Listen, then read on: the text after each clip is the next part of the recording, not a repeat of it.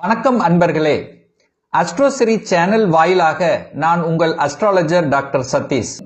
கன்னிராசி அன்பர்களே, இந்த கன்னிராசி அன்பர்களுக்கு குரு பகவான் அக்டோபர் 9ஆம் தேதி வக்ரமாக போகிறார். ஏற்கனவே சனி பகவான் வக்ர நிலையில் இருக்கார். 2 வருட கிரகங்கள் வக்ர நிலையில் இருக்கும் போது என்ன பலன் என்பதைத்தான் இந்த பதிவில் நம்ம பார்க்கும் பொழுது, இந்த குரு பகவான் இந்த கன்னிராசியின் அன்பர்களுக்கு யார் அப்படின்னா 7க்குரியவன், திருமணஸ்தானத்தின் அதிபதியாக இருக்கக்கூடிய அந்த குரு பகவான் இப்ப பாக்கியஸ்தானத்தில் வக்ரமாக உட்கார்ந்து இருக்கார். அப்போ கடந்த 6 மாதங்களாக அந்த இடத்தில் பாக்கியஸ்தானத்தில் இருந்து உங்களுக்கு ஒரு நல்ல பாக்கியத்தை தரல அப்படின்னு இருக்கக்கூடிய கன்னிராசி அன்பர்களுக்கு பாக்கியத்தை தரப்போகிறார். ஏன்னா குரு வக்ரம் என்றால் இயல்புக்கு மாறிய தன்மை, இதுவரைக்கு அந்த தன்மையை தராத நிலையில் இருக்கக்கூடிய இந்த குரு பகவான் இப்ப தரப்போறார். என்ன தரப்போறார்? 7ஆம் அதிபதி அல்லவா, திருமணத்தை நடத்தி கொடுக்க போகிறார். அப்ப கடந்த 6 மாதங்களாக இந்த திருமணம் சார்ந்த விஷயத்தில் முயற்சி எடுத்து அந்த முயற்சி தடைகளை கொடுத்து கொண்டு அல்லது முயற்சி பலிக்கல அப்படின்னு இருக்கக்கூடிய இந்த கன்னிராசி அன்பர்களுக்கு உங்களுடைய முயற்சிகள் பலிதமாகும். திருமணம் நடத்தி வைக்கக்கூடிய தன்மை இருக்கு. அப்போ எதனால தடை இருந்ததோ அந்த தடை இப்போ விலகப் போகிறது. திருமணம் நன்றாக நடக்க போகிறது. சுப காரியங்கள் உங்க குடும்பத்தில் நடக்க இருக்கிறது. அதே சமயத்தில் பார்த்தீங்கன்னா திருமணம் ஆகி கணவன் மனைவி 2 பேரும் ஒவ்வொரு இடத்துல வேலை பார்த்தீங்க, அதாவது பிரிந்து ஏதாவது ஒரு டிஸ்டர்பன்ஸ் ஆக இருந்ததெல்லாம் இப்போ ஒன்று சேர போகிறீர்கள். கணவன் மனைவிக்குள்ளேயே அந்யோன்யம் வரப்போகிறது. ஏதாவது ஒரு சின்ன கருத்து வேறுபாடு ஏற்பட்டு ஒரு மன கசப்புடன் இருக்கக்கூடிய இந்த கன்னிராசி என்பர்களுக்கு அந்த மன கசப்புகள் விலகப் போகிறது. ஒருவரை ஒருவர் புரிந்து கொள்ளக்கூடிய தன்மை, விட்டு கொடுத்து செல்லக்கூடிய தன்மை அத்தனையும் உங்களுக்கு இந்த வக்ர காலத்தில் உங்களுக்கு சிறப்பாக இருக்க போகிறது. இந்த கன்னிராசி என்பர்களுக்கு கூட்டு தொழிலில் இருந்து வந்த பிரச்சனைகள் அகலும், சால்வாக போகிறது. கூட்டு தொழிலில் அபிவிருத்தி நடக்க போகிறது. அதே சமயத்தில் கணவன் அல்லது மனைவி நன்றாக ஒரு வேலையில செட்டில் ஆகல, வேலை மாறிக்கொண்டே இருக்கிறோம், எப்பதான் நம்ம செட்டில் ஆகுவோம் அப்படின்னு நினைத்து கொண்டிருக்கக்கூடிய கன்னிராசி என்பவர்களுக்கு வேலை செட்டில் ஆகக்கூடிய தன்மையை நிச்சயமாக உருவாக்கும்.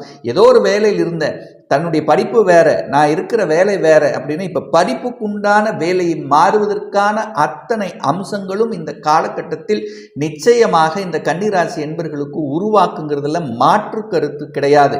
அப்போ ஒரு நல்ல பாக்கியத்தை உங்களுக்கு தரணும். என்ன பாக்கியம் உங்களுக்கு குறையாக இருக்கிறது? குழந்தை பாக்கியத்தில் குறை இருக்கிறது. திருமணம் ஆகிவிட்டது, 4-5 வருடங்கள் ஆகிவிட்டது. குழந்தை பாக்கியத்துக்காக நான் ஏறாத கோயில் இல்லை, செய்யாத பரிகாரங்கள் இல்லை, இஷ்ட தெய்வ வழிபாடு அத்தனையும் பண்ணி கொண்டிருக்கிறேன். ஆனால் குழந்தை பாக்கியத்தில் ஏதோ ஒரு குறை தடை கொடுத்து கொண்டிருக்கக்கூடிய கன்னிராசி என்பவர்களுக்கு இப்போ இந்த காலகட்டத்தில் வக்ர காலகட்டத்தில், அதாவது இதுவரைக்கு கொடுக்காத விஷயங்கள் இப்போ குரு பகவான் உங்களுக்கு கொடுக்க போகிறார். அப்போ அந்த குரு பகவானுடைய பார்வையும் 5ஆம் இடம் என்கின்ற பூர்வ புண்ணிய ஸ்தானம், பஞ்சமஸ்தானம், குழந்தை ஸ்தானத்தின் மீது பதிகிறது.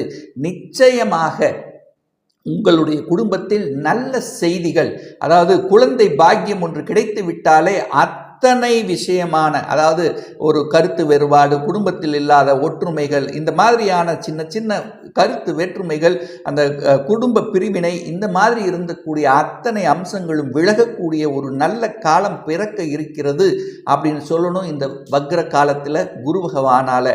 ஏன்னா குரு பகவான் உங்களுக்கு பாக்கியத்தை தரணும் அல்லவா. தனபாக்கியம் இல்லாதவர்களுக்கு, பொருளாதார முன்னேற்றத்தை இல்லாதவர்கள், ஏன்னா குரு அப்படிங்கிற ஒரு கிரகம் அதனுடைய காரகம் அப்படின்னு என்னன்னா, முதலில் தனத்தை உங்களுக்கு கொடுக்க போகிறார், அடுத்து குழந்தையை கொடுக்க போகிறார், அதாவது பெரிய மனிதர்களினுடைய ஆதரவு கிடைக்க போகிறது. அப்போ ஒரு குரு அப்படின்னாலே ஒரு நல்லவர், அப்ப நல்ல நிலையை அடைய போகிறீர்கள் அப்படின்னு நம்ம சொல்லலாம். அதே சமயத்தில் அந்த குரு பகவான் உங்க ராசியை பார்க்கிறார் அல்லவா, குழப்பம், அங்கே கேது உட்கார்ந்துட்டு இருந்தது. லக்னம் ராசியில கேது இருக்கும் போது ஒரு குழப்பம் என்பது உங்களுக்குள்ளேயே இருந்து கொண்டே இருக்கும். வெளியில சொல்ல முடியாத குழப்பங்கள் இருக்கும். அந்த குழப்பங்களை தீர்வு கிடைக்கக்கூடிய ஒரு நல்ல காலகட்டமாக இருக்கும். மனசுக்குள்ளேயே வச்சிருப்பீங்க, வெளியில சொல்ல முடியாத தன்மை, ஏதோ ஒரு மாதிரியான பயம், மனம் கலந்த பயம் கலந்த உணர்வுடன் இருக்கக்கூடிய தன்மை அத்தனையும் விலக இருக்கிறது இந்த கன்னிராசி என்பவர்கள் சொல்லலாம். அதே சமயத்தில் பார்த்தீங்கன்னா 3ஆம் இடம் என்கின்ற முயற்சி ஸ்தானத்தை பார்க்கிறார். தைரிய வீரிய ஸ்தானத்தை பார்க்கிறார். ஒரு நல்ல தைரியம் உங்களுக்கு கிடைக்கப் போகிறது, வீரியம் கிடைக்கப் போகிறது.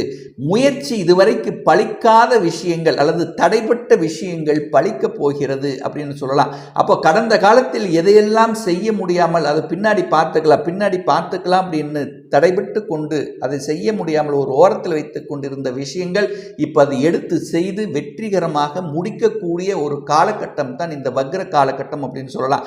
அதே சமயத்தில் இந்த டாக்குமெண்ட் சார்ந்த விஷயத்தில் இருந்து வந்த பிரச்சனைகள் விலகும். ஸோ எந்த டாக்குமெண்ட் ஏதாவது ஒரு விலங்குகள் சார்ந்த விஷயங்கள், அதாவது சொத்து பிரச்சனை, பாக பிரச்சனை, ஸோ இந்த மாதிரியான தன்மையில் சிக்கி தவித்து கொண்டிருந்தவர்கள் அதெல்லாம் விலகக்கூடிய ஒரு காலகட்டமாக நிச்சயமாக உங்களுக்கு அமையும்.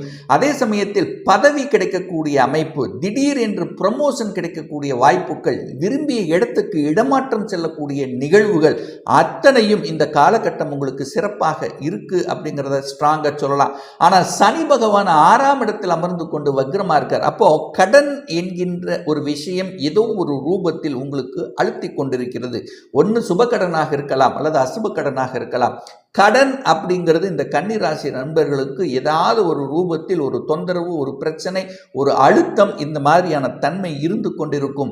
என சனி பகவான் தனது 3ஆம் பார்வையாக 8ஆம் இடமாகிய அட்டமஸ்தானத்தையும் பார்க்கிறார். அப்போ ஏதாவது ஒரு வகையில் சிக்கிக்கொண்டு தவித்து கொண்டு அதோட மன கவலையில் இருந்து கொண்டிருக்கக்கூடிய இந்த கன்னிராசி என்பர்கள் இப்போ வக்ரமாகிறார். அந்த வக்ரம் ஆகும்போது, அந்த வக்ரம் அப்படின்னு தன்னுடைய இயல்பு நிலையை மாறிய தன்மை, கடன் கொடுத்து கொண்டிருந்து கடனால அவஸ்திப்பட்டு கொண்டிருந்தவர்கள் இப்ப கடனை கட்டிவிடலாம் என்கின்ற தன்னம்பிக்கை பிறக்கக்கூடிய ஒரு காலகட்டமாக அமையும். எதிர்ப்புகள் இருக்கும் நிச்சயமா. வேலையாக இருக்கட்டும், தொழிலாக இருக்கட்டும், குடும்பமாக இருக்கட்டும், உறவுகளாக இருக்கட்டும், ஏதாவது ஒரு ரூபத்தில் எதிர்ப்புகள் காண்பித்து கொண்டிருக்கு. இப்போ அதிலிருந்து விடுபடக்கூடிய, அந்த இடத்துக்கு போக வேண்டாம் அப்படிங்கிற உறுதிப்பாட்டை எடுக்கக்கூடிய தன்மையை உங்களுக்கு ஏற்படுத்தி இருக்கும்.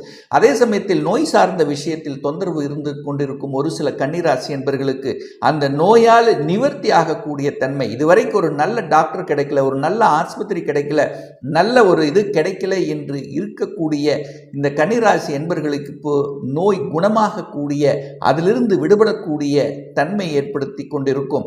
அதே சமயத்தில் விபத்து நடந்திருக்கும் ஒரு சிலருக்கு. ஏன்னா 6-8 காம்பினேஷன் 12ஆம் இடத்தை பார்க்கிறார். 6-8-12 இந்த மாதிரியான ஒரு அந்த அசுப பாவங்களை பார்த்து கொள்ளும் போது கடன், நோய், எதிர்ப்பு, பகை, வம்பு, வழக்கு இந்த மாதிரியான ஒரு மன வழியில் இருக்கக்கூடிய கன்னிராசி என்பர்கள் அதை எப்படி விடுதலை செய்யலாம் என்கின்ற அந்த தன்னம்பிக்கை, அதை ஒன்று நமக்கு பண்ணாது அப்படிங்கிற அந்த உறுதிப்பாட்டு கொடுக்கக்கூடிய ஒரு காலகட்டமாக இருக்கும். அதிலிருந்து விடுதலை பெறுவதற்கான அத்தனை அம்சங்களும் அத்தனை இதுவும் உங்களுக்கு எடுக்கக்கூடிய தன்மை. பெரிய மனிதர்கள், இதுக்காக பெரிய மனிதர்களினுடைய தொடர்புகள், குருமார்களினுடைய ஆதரவுகள் நிச்சயமாக கிடைக்கக்கூடிய வகையில் இந்த வக்ர பயிற்சியானது உங்களுக்கு அமைய இருக்கிறது. அதே சமயத்தில் ஒரு சிலர் வெளிநாட்டுக்கு செல்லணும், வெளிநாட்டில் போய் வேலை பார்க்கணும், வெளிநாட்டினுடைய தொடர்புகள் இதெல்லாமே உங்களுக்கு சிறப்பாக அமையும். ஏன்னா ரொம்ப நாளாக ஒரு கனவு இருக்கும், நான் வெளிநாட்டில் போகணும், வெளிநாட்டில் போய் செட்டில் ஆகணும், அல்லது வெளிநாட்டில் போய் வேலை பார்க்கணும், வெளிநாட்டினுடைய வாணிபங்கள், கடல் கடந்து செல்லக்கூடிய ஏற்றுமதி இறக்குமதி சம்பந்தப்பட்ட துறைகளுக்குள்ள போகணும். ஸோ இந்த மாதிரியான இருக்கக்கூடிய அனைத்து கன்னிராசி என்பர்களுக்கும் உங்களுக்கு தொடர்பை கொடுக்கக்கூடிய, அந்த வெளிநாட்டின் மூலமாக பணம் வரக்கூடிய அமைப்புகள் இந்த காலகட்டம் உங்களுக்கு சிறப்பா இருக்கு.